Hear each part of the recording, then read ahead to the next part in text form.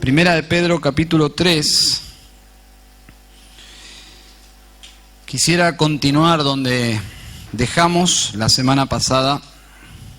Déjenme hacer un repaso relámpago. Un teólogo dijo que hay que considerar dos propósitos para esta epístola del apóstol Pedro a estos hermanos.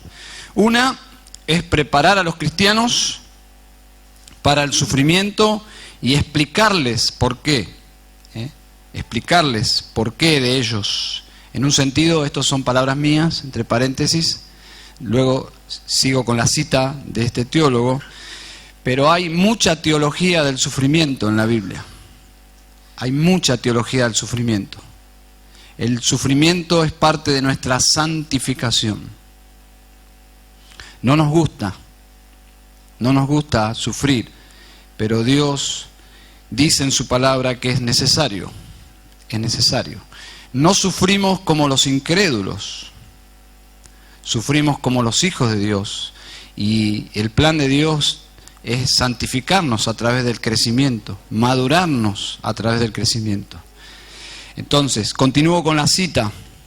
Preparar a los cristianos para el sufrimiento y al mismo tiempo mostrarles la necesidad de levantar los ojos de las circunstancias presentes y temporales y ver las realidades futuras y eternas. ¿Cómo nos cuesta? Bueno, hablo por mí mismo. Qué fácil se cae nuestra mirada. Qué fácil es que Dios levante nuestra mirada, gracias a Dios. Que nos anime, que se manifieste a través de su palabra, nos consuele. Pero también así de fácil es que bajamos nuestra mirada. Somos tan frágiles. Bueno, les soy honesto, sigo con la misma tentación pascual. Recuerden, la palabra Pascua significa pasar por arriba. Y este pasaje es tan difícil y continuamos con el mismo párrafo que continuamos con la misma tentación. La tentación de avanzar a versículos más sencillos, pero me anima, de verdad, me anima saber que si encontramos en estos versículos difíciles, encontramos su significado, vamos a ser bendecidos. Bueno, Pedro está orientando pastoralmente a estos hermanos en medio de una tormenta. Yo no sé si te ha pasado, los que manejan, estar en la ruta y perder las marcas de la ruta y perder la visibilidad y no saber dónde está uno parado, no saber si se va a chocar de frente con el que viene del otro lado, si se está saliendo del camino, uno pierde la noción. Y en un sentido era lo que estaba pasando aquí. La vida había cambiado radicalmente, el imperio se le había venido encima como un león feroz a la iglesia de Cristo y ellos necesitaban dirección para saber cómo actuar. No les anima a huir.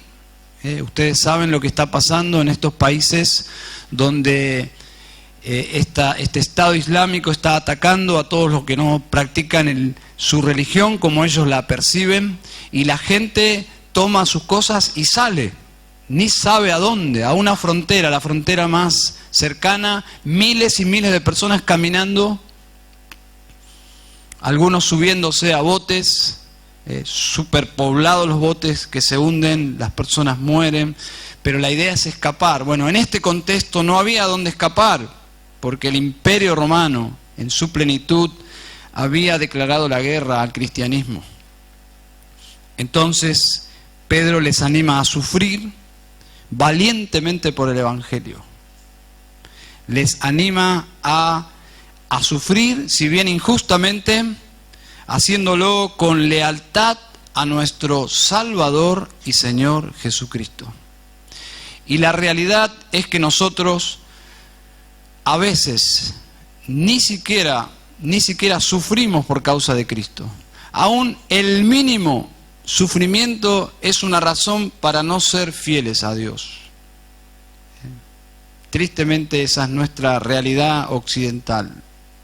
Estamos tan acostumbrados a vivir cómodamente que que ante el menor sufrimiento nuestra fe decae. Bueno, dice el versículo 17, porque mejor es que padezcáis haciendo el bien, si la voluntad de Dios así lo quiere, que haciendo el mal.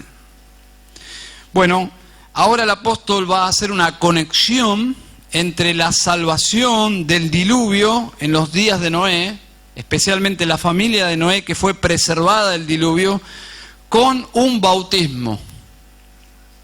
Una conexión que debemos descubrir el por qué Pedro lo hace. Dice el versículo 20, los que en otro tiempo desobedecieron cuando una vez esperaba la paciencia de Dios en los días de Noé, mientras se preparaba el arca, en la cual pocas personas, es decir, 8, fueron salvadas por agua. Allí está hablando de ese juicio universal. Creemos que no fue local, sino universal, y la tierra da evidencia de que fue tapada de agua. Dios salvó a la familia de Noé por medio de un arca. Y a propósito, y simplemente una implicancia, siempre los salvos fueron la minoría. En toda la historia de la redención, los salvos fueron una minoría. Y hay un énfasis aquí, solo 8 de toda la humanidad. Y siempre los condenados fueron la mayoría. En el Nuevo Testamento encontramos en labios de Jesús esta misma verdad. El camino ancho, muy popular, masivo, yendo a la perdición, y el camino angosto, y Jesús dice, pocos son los que lo hallan. Versículo 21, ahí encontramos la conexión. El bautismo que corresponde a esto. ¿Qué esto? Lo que dijo en el versículo 20.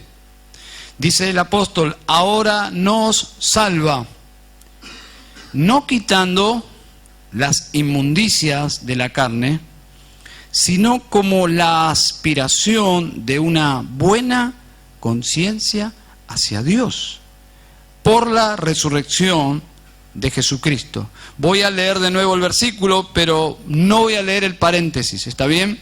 El bautismo que corresponde a esto ahora nos salva por la resurrección de Jesucristo. Bueno, aquí tenemos todo un desafío de interpretación y vamos a comenzar repasando un principio básico de hermenéutica, la ciencia del estudio de las Escrituras. La Biblia no se contradice a sí misma. ¿Está bien? Cuando nos encontramos con esas montañas de aparente contradicciones, debemos recordar, la Biblia no se contradice a sí misma. Y, en segundo lugar, la Biblia es la mejor intérprete de sí misma. Y esto nos lleva a pensar en esta frase, el bautismo que corresponde a esto, ahora nos salva. Teniendo en cuenta esos dos principios de interpretación, no puede decir que el bautismo, no puede significar que el bautismo por agua salva. Descartamos esta posibilidad porque toda la Biblia nos dice que solo Cristo salva. Solo Cristo, por medio de la fe, por gracia pura de Dios, nos salva. Si el bautismo sería un requisito, sería una obra de nuestra parte. Y la Biblia dice que no hay lugar para ninguna clase de obras en la salvación. Es puramente por gracia, por medio de la fe. Tampoco no puede ser un requisito para la salvación creer y bautizarse. Porque la Biblia dice, cree en el Señor Jesucristo y serás salvo. Y debemos recordar que cuando leemos el Nuevo Testamento, hay un ejemplo de alguien que entra en el reino de los cielos sin pasar por las aguas del bautismo. Un ejemplo muy ilustrativo, que es el ladrón en la cruz, que fue salvo por gracia. Ahí no hay mérito alguno. Si había méritos, eran méritos para ir al infierno, ¿no? Pero ahí vemos al Salvador salvando a su vecino allí en las cruces romanas, salvándolo y diciéndole: hoy estarás conmigo en el paraíso. Y sabemos que no hubo ninguna oportunidad de aguas de bautismo. Entonces, ¿qué significa? Bueno, cuando estos hermanos se identificaron con Cristo, y nosotros también, pero especialmente pensemos en ellos, cuando ellos se identificaron en su contexto histórico con Jesús, se selló para ellos la muerte. Ahora ellos eran cristianos y enemigos de Roma. El Señor ya había anticipado que creer en Él significaba tomar ¿la qué? La cruz. Tomar la cruz tiene una sola explicación. ¿Para qué las personas tomaban la cruz en esos días? No es que tomaban la cruz frente a un espejo y se acomodaban una cadenita con una cruz. Tomar la cruz significa morir, estar muerto, morir a uno mismo para seguir a Cristo. Las personas que deciden poner su confianza en Cristo, paralelamente están dejando de confiar en sí mismos, están muriendo a sí mismos para confiar su vida en el Salvador. El Señor ya había anticipado esto, y la analogía es simple y a la vez parece muy complicada.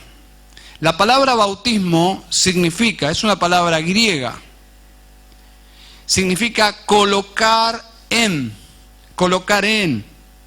Y la idea es que el bautismo que menciona aquí es que fuimos colocados en Cristo. El bautismo de agua representa simbólicamente lo que sucedió espiritualmente.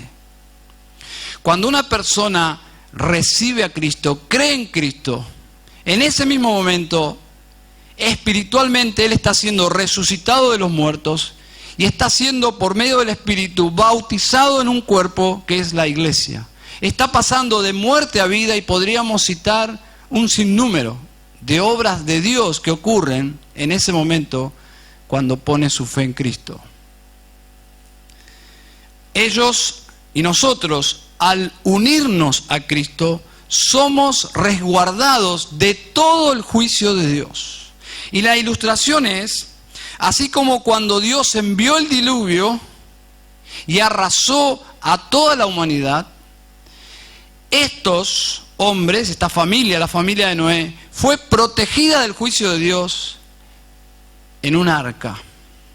El juicio que abarcó a todo el mundo no llegó a la vida de Noé y a su familia.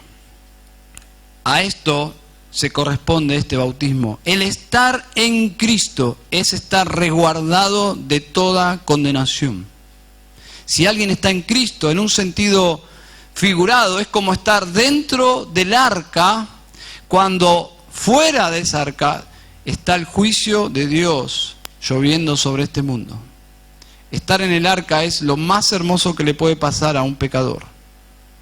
No hay seguridad más sublime, no hay certeza más maravillosa que estar protegidos dentro del arca. El arca de Dios, no el arca de Noé, el arca de Dios. El arca de Dios es símbolo de la salvación de Dios. Y cuando uno está en Cristo, uno está libre de toda condenación. Los que están en Cristo. ¿Qué sucede con los que no están en Cristo? Están bajo el juicio de Dios. Están condenados por sus pecados. De la misma forma que los que no subieron al arca, los que no estaban en el arca, murieron absolutamente todos. Agrega algo el escritor y dice: no quitando las inmundicias de la carne. Si bien estamos en Cristo, todavía nuestra carne no ha sido redimida. En ese sentido, estamos camino a la redención final. Pero todavía tenemos que esperar un poco. Cuando una persona es regenerada por Dios, pasa de muerte a vida, recibe el Espíritu de Dios, tiene el poder de luchar contra el pecado, tiene una inclinación para amar a Dios, un nuevo corazón para amar y adorar a Dios, para obedecerle, tiene deseo de crecer, tiene amor por la familia de Dios, tiene un ímpetu por compartir el Evangelio. Todo eso es nuevo para esa persona. No obstante, en esa vida nueva todavía hay una convivencia con lo que dice aquí, no quitando las inmundicias de la carne. Los que hemos sido bautizados en Cristo en el momento de creer, no somos libres en esta vida de nuestras propias debilidades. Hubiese sido maravilloso, ¿no? Creer en Cristo y automáticamente alcanzar la santificación total. Qué maravilloso hubiese sido. Pero Dios planeó que no sea así. Y supongo que es para que simplemente tengamos apetito por Dios, pero más apetito por ir a su presencia. Y finalmente disfrutar de lo que será la presencia de Dios sin pecado alguno. Si Dios hoy es la fuente de nuestro gozo y no ha sido quitado nuestra pecaminosidad, lo que será el cielo. Cantamos una canción, dice, si así es en la tierra, el cielo ¿qué será? Me imagino, pero nunca podemos llegar a alcanzar con certeza lo que será el cielo en nuestras mentes finitas. Entonces, estamos en Cristo y nuestra carne todavía debe esperar para ser redimida. Llegará el día. Sabemos que hay personas que tienen limitaciones físicas y animamos a esas personas. Algunas personas han nacido ciegas o han nacido no pudiendo caminar, y animamos a esas personas diciéndole, en el cielo ya no existirán esas limitaciones. Pero en realidad el anhelo del cristiano por llegar al cielo no solo es estar con el mismo Señor, sino finalmente estar con el Señor y dejar de pecar. Dejar de pecar es nuestra máxima esperanza y anhelo. Dice allí, sino como la aspiración de una buena conciencia hacia Dios. Cuando llegamos a Cristo, si bien seguimos siendo pecadores, gozamos ahora de esta bendición, una buena conciencia hacia Dios. La aspiración de una buena conciencia hacia Dios. Cristo nos posibilita en esta nueva vida esta bendición de tener una conciencia limpia delante de Dios. Morimos con Cristo, nuestra carne sufre, en un sentido sufre, porque todavía no está aliada 100% con la voluntad de Dios, porque aún seguimos siendo pecadores. Pero por su resurrección resucitamos con Él. Eso es básicamente lo que dice. Por medio de su resurrección disfrutamos de una nueva vida. Morimos con Él en la cruz, Él muere nuestra muerte y su resurrección implica la posibilidad de una nueva vida con Cristo. Es por eso que estar en Cristo es morir con Él, ser sepultado con Él y resucitar con Él. Eso ocurre realmente espiritualmente en la vida de un pecador cuando cree en Jesucristo. Y cuando pasa por las aguas del bautismo, esas aguas del bautismo ilustran esta realidad espiritual. Lo que ha sucedido en su alma es ilustrado en las aguas del bautismo. Cuando esa persona entra al agua, parado allí en el agua es la muerte de Cristo. Cuando baja, se sumerge al agua, la sepultura, sepultado con Cristo. Toda su vieja vida, sus pecados han sido perdonados. Y cuando sale del agua, resucitados con Cristo para vivir una nueva vida.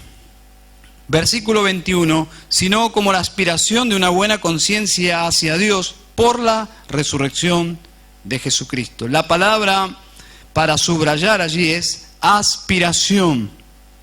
Significa una respuesta positiva hacia Dios. Esto es nuevo en la vida de un pecador. Esto por primera vez es la experiencia de una persona que ha creído en Cristo y ha recibido una nueva actitud, un nuevo corazón. Esta respuesta, esta actitud de rechazo hacia el pecado y esta nueva disposición hacia Dios, una respuesta hacia Dios abierta, es producto, es evidencia de la nueva vida en Cristo, de la vida resucitada con Cristo. Nadie, si no experimenta la verdadera conversión, puede tener esta actitud abierta, humilde, sumisa a Dios mismo, hacia su voluntad, y paralelamente este rechazo hacia el pecado. Esto es nuevo. Esto no lo puede producir la religión, esto no lo puede producir la misma persona. Es sobrenatural. Y es lo que Pedro está diciendo. Cuando estamos en Cristo, las inmundicias de la carne no son eliminadas, pero disfrutamos de una aspiración a una buena conciencia hacia Dios, algo que nunca habíamos experimentado. Versículo 22 dice: quien habiendo subido al cielo está a la diestra de Dios, a él están sujetos ángeles, autoridades y potestades. Nuestro Salvador sufrió una sola vez y fue exaltado a lo más alto. Hay aquí una semilla de esperanza, de motivación, porque así como Jesús murió, sufrió, pero también fue exaltado hasta lo sumo. De alguna forma esa es la ruta de los que sufren por Él, de los que sufren por Él. Por eso la Biblia dice en Efesios 2 que estamos los cristianos sentados en lugares celestiales con Cristo. Y el verbo que usa allí Pablo es pasado. Qué interesante es, como que ya es un hecho, que es un hecho que un día estaremos. Para Dios ya es un hecho, para nosotros no, pero es un hecho para Dios. Y ya podemos saborear que un día estaremos con Cristo sentados en los lugares celestiales. Bueno, Él ya está sentado en los lugares celestiales, en el lugar de privilegio más alto, a la diestra de Dios. Y todo el mundo angelical está sujeto a Cristo. Ese es nuestro Salvador. Nuestro Salvador es Señor de señores y Rey de reyes. Para Él la muerte implicó hacer posible nuestra salvación y dejar para siempre atrás toda experiencia con el pecado. Todo su trato con el pecado fue allí en la cruz del Calvario, para finalmente acceder a su trono, exaltado a la diestra de Dios, y ya no tiene ningún trato personalmente en su cuerpo como ser humano con el pecado. De la misma forma los cristianos, el día que seamos glorificados, ya jamás, nunca más vamos a luchar ni con el pecado, ni con los demonios, ni con ningún aspecto de esta guerra espiritual. Lo que está diciendo Pedro, vale la pena seguir a Cristo, vale la pena sufrir por Cristo, aunque sea injusto, aunque sea injusto. Ahora presten atención, la siguiente conexión, versículo 1, capítulo 4, puesto, ahí está el conectivo, que Cristo ha padecido por nosotros en la carne. Recuerden, si Cristo padeció, ¿fue por quién? ¿O por quiénes? Por nosotros. Vosotros también armaos del mismo pensamiento, pues quien ha padecido en la carne terminó con el pecado.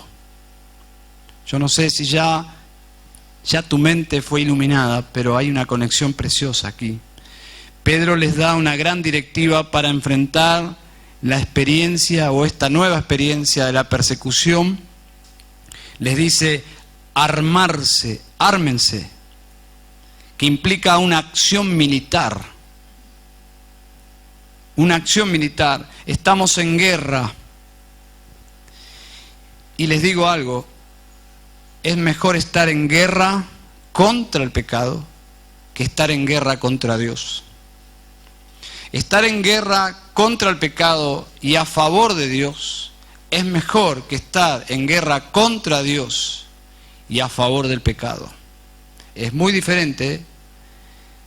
Ambas son guerras, pero una está totalmente ganada y la otra está totalmente derrotada, vencida.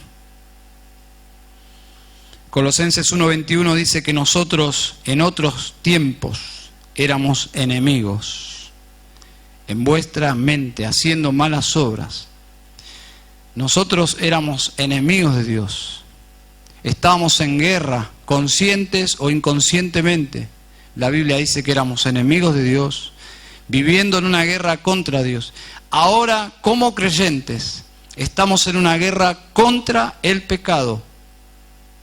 Y una guerra que nuestro comandante en jefe, nuestro Señor Jesucristo, ha ganado por nosotros. Es maravilloso estar del lado de Dios. El no creyente no está en guerra contra el pecado, no está en guerra contra el diablo. El no creyente está aliado al diablo y está bajo la dirección del diablo.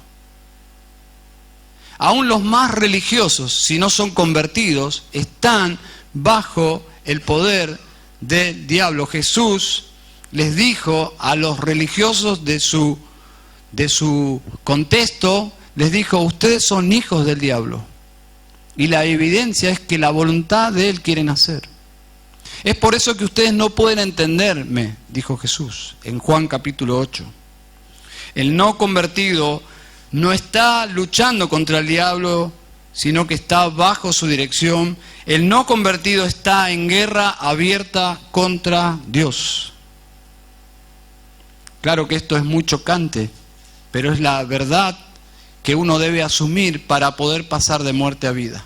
No puede haber conversión sin antes el pecador reconocer que está perdido, que está enemistado contra Dios. Nuestro texto favorito es: Dios estaba en Cristo, que dice, reconciliando al mundo consigo mismo.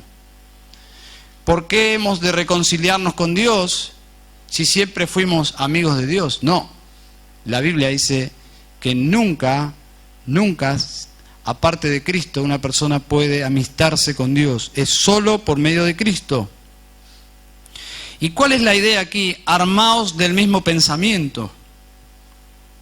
Bueno, el creyente debe armarse de este pensamiento del versículo 1. La versión de las Américas dice: armaos también vosotros con el mismo propósito. La versión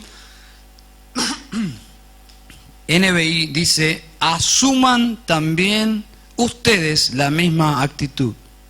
Asuman también ustedes la misma actitud. Armarse de una forma de pensar. La idea es tomar una postura radical en la vida contra el pecado.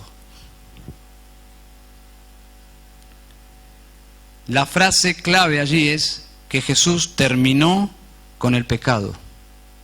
Terminó con el pecado. Y porque Jesús terminó con el pecado, venció al pecado, nosotros somos más que vencedores. Es posible, no en forma perfecta, pero es posible para el cristiano vivir en victoria. No una victoria completa, por eso Pedro aclara: no quitando las inmundicias de la carne. Es esa realidad, esa guerra que vamos a librar todos los días de nuestra vida como creyentes. Por un lado, deseamos obedecer a Dios, queremos adorar a Dios, queremos seguir a Dios. Dios nos llena de gozo, pero por la debilidad de nuestra carne perdemos de vista a Dios, caemos en tentaciones, pecamos. De allí nos arrepentimos, nos levantamos, pedimos perdón y Dios restaura plenamente esa relación que nosotros mismos, por nuestro pecado, hemos distanciado. Estar en Cristo implica que Dios no nos puede dejar de amar. ¿Por porque su amor es eterno. Estar en Cristo significa que Dios no te puede amar menos, porque su amor es perfecto. No te puede amar más, es decir, no hay algo que nosotros hagamos para ganar más amor de parte de Dios. No, porque el amor de Dios es perfecto e incondicional. No es que Dios nos aceptó por méritos propios, y no es que según los méritos de nuestra nueva vida en Cristo nos ama más o nos ama menos. No, Dios nos ama porque estamos en Cristo. La única razón por la cual nosotros hemos sido aceptados, amados en el seno familiar de Dios, incondicionalmente, eternamente, es por estar en Cristo. No hay otra razón por la cual Dios me ama. Pero si yo no estoy en Cristo, es otro asunto. Es otro asunto. ¿Saben? Esta es la actitud que evidencia un cristianismo auténtico. No quiero ya saber nada del pecado. Y cuando pierdo de vista a Dios y vuelvo a pecar, me siento tan horrible que vuelvo a la misma convicción. Ya no puedo vivir más como yo vivía antes. Es imposible. Para un cristiano es imposible vivir como vivía antes. Porque ahora, recuerden, tiene una conciencia hacia Dios. Es imposible. Estamos en luz. Antes estábamos en tinieblas y pecábamos y éramos esclavos del pecado. Éramos llevados con el mundo. El príncipe de este mundo nos llevaba para donde él quería. Pero ahora en Cristo es otro asunto. Ahora somos conscientes de quién es Dios, de lo que Cristo pagó por nuestra salvación, cómo hemos de vivir en pecado. Dice 1 Juan 2:6, el que dice que permanece en él debe andar como él anduvo. Dice allí, pues quien ha padecido en la carne terminó con el pecado. Si nuestra lucha es contra el pecado, y piensen un poco en lo que voy a decir, si nuestra lucha es contra el pecado, la muerte nos lleva a esa meta máxima de dejar de pecar. Nos guste o no nos guste lo que Pedro está planteando aquí. Saben, la muerte es atractiva para el creyente en este sentido, que dejaremos finalmente de pecar. Y en ese sentido la muerte es una bendición. Y en ese sentido, si los cristianos tenían que sufrir la muerte por causa de Cristo, los perseguidores, en vez de hacerles un mal, les estaban haciendo un favor. Es una manera radical de ver la vida, la muerte, el pecado, la salvación, ¿no? Yo diría que es una manera bíblica de ver estos asuntos. Pablo dijo, para mí el vivir es Cristo. Para el mundo esa frase es un fanatismo extremista, ¿no? Casi un fundamentalismo peligroso. ¿Cómo vivir en Cristo? No hay otras cosas para disfrutar, obviamente, pero en Cristo. Si yo disfruto de Cristo, todo lo demás es disfrutable. Pero si no disfruto de Cristo, yo realmente no estoy disfrutando de la vida, estoy viviendo en un plano de existencia. Pablo dice en Filipenses 1:21, para mí el vivir es Cristo y morir es... Son palabras no de un suicida, ¿eh? No son palabras de un hombre que está luchando con matarse. Es la palabra de Dios. Es el sentir de un hombre de Dios que dice, para mí morir es ganancia. ¿Por qué es ganancia? Porque finalmente dejaré de pecar, pero principalmente estaré cara a cara con Cristo. Cara a cara con Cristo. una carta del segundo siglo acerca de los cristianos. En una parte se lee así, hablando de los cristianos: hacen el bien y son castigados como malhechores, y al ser castigados a muerte, se alegran como si se les diera la vida.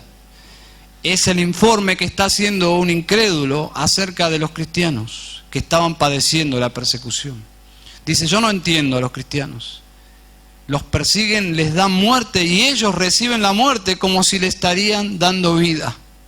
Y obviamente que sí. Obviamente que sí. La muerte es un favor que nos hacen los perseguidores. Pero hay que armarse, dice el versículo 1, de esta resolución. Si morimos, dejamos de pecar. Y si vivimos, debemos dejar de pecar. Esa es la idea. Tenemos que terminar con el pecado. Y creo que debemos tomar conciencia, los cristianos, que un día estaremos cara a cara con Él, con aquel que murió por nosotros para que nosotros tengamos acceso al cielo. A mí me estremece pensar que voy a estar cara a cara con el Salvador. Cara a cara con el Salvador. Todos los cristianos estaremos frente a frente con aquel que ha dado su vida por nosotros. Si vivimos, versículo 2, para no vivir el tiempo que resta en la carne, ya no, hermanos, dice Pedro, ya no. Conforme a las concupiscencias de los hombres, sino conforme a la voluntad de Dios. Si morimos, ganamos, dejamos de pecar. Y si vivimos, debemos armarnos de esta meta en la vida: vivir conforme a la voluntad de Dios. El pasaje no ofrece otra opción. El énfasis es que para un creyente es la única opción: vivir conforme a la voluntad de Dios. Quiero que pensemos en algo. Los sufrimientos más desagradables no han venido a nuestras vidas por ser fieles a Dios. ¿Pensaron en esto? Los sufrimientos más desagradables han venido a nuestra vida por el pecado, no por ser fieles a Dios. Por ser fieles a Dios con la actitud correcta, trae gozo. Pero las situaciones más horribles, más desesperantes, más desanimadoras, han sido porque hemos pecado. Y todos sabemos de qué se trata ser infieles a Dios. Sufrir en Cristo trae gozo, en cambio sufrir por el pecado trae tristeza, culpa, trae desánimo.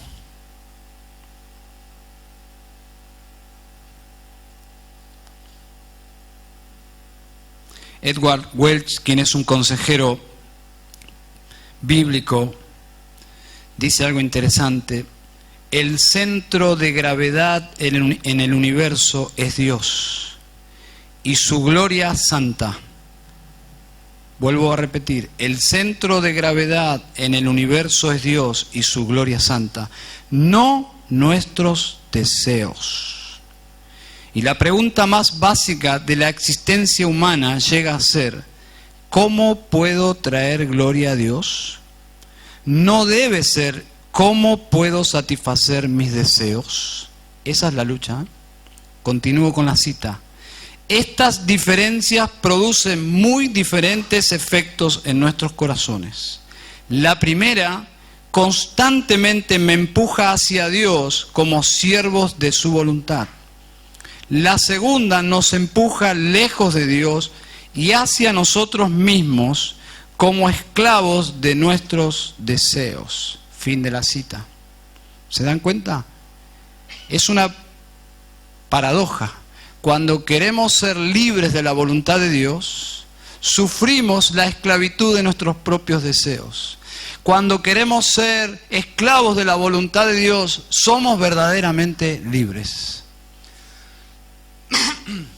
Recuerdo las palabras de Jesús: si alguno pierde su vida por causa de mí, la hallará. Y si alguno dice, quiere recuperar su vida negándome a mí, la perderá. Es al revés. ¿Cómo vivir el tiempo que nos resta? Según este versículo. ¿Cómo vivir el tiempo que nos resta? Versículo 2. Es una frase allí: vivir el tiempo que resta. ¿Cuánto te resta? Algunos 20, 30 años. Quiero decirte, no importa si te sentís joven, no más de 100. Y si rebosás de salud, no sé, 120 más, pero te resta tiempo. ¿Qué harás con tu vida? A mí me gusta, no lo hago siempre, pero cuando tengo la oportunidad lo he hecho, de caminar por los cementerios. Nos hace poner nuestros pies en la tierra y ver las tumbas y leer las inscripciones. Algunas tumbas hace muchísimos años están allí, otras son nuevas. Cuando uno camina y ve las placas en las tumbas, se observan números. ¿Vieron? Números. ¿Qué son esos números? Quiero decirte, no son números de celulares. Son números importantes, pero deben llamar nuestra atención. Unos números señalan el tiempo del nacimiento y los otros números señalan el tiempo del fallecimiento. Parecería ser los datos más importantes, ¿no?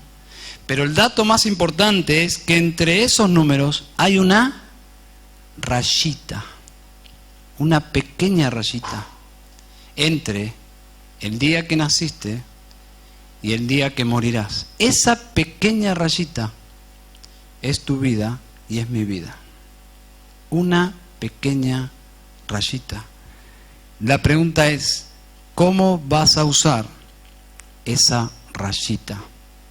Que es tu vida, la vida que te resta. Conforme a la voluntad de Dios, vamos a orar. Voy a pedir a Ernesto pase aquí adelante. Vamos a orar y prepararnos para la cena del Señor. ¿Cómo hemos de vivir, hermanos? Dice Pedro, para hacer la voluntad de Dios. No va a ser fácil, pero hay deleite.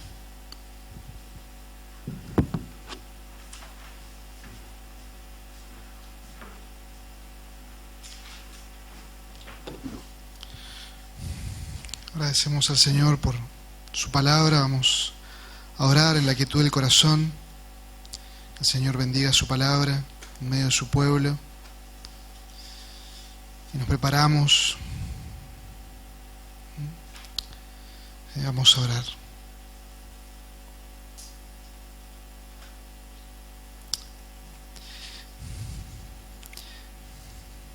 Oh Señor, te damos gracias una vez más por tu palabra.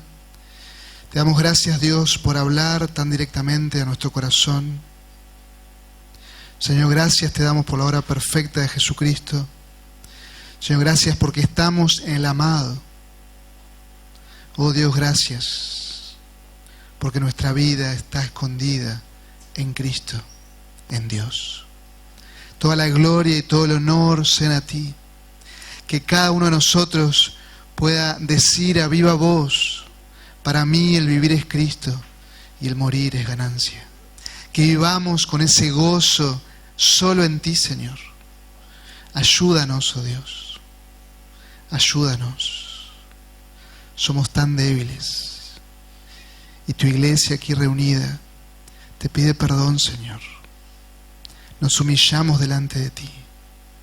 Queremos vivir cada segundo para tu gloria, en obediencia, en santidad, aferrándonos de tu palabra, de tus promesas, permitiendo que tu Santo Espíritu nos controle, nos dirija, nos llene. Oh Dios, te rogamos que tú obres en esta tu iglesia. Te damos toda la gloria a ti, que nuestras vidas en cada instante te den gloria a ti, Señor, que podamos vivir haciendo tu voluntad. Te lo pedimos en el dulce nombre de Jesús. Amén. Amén.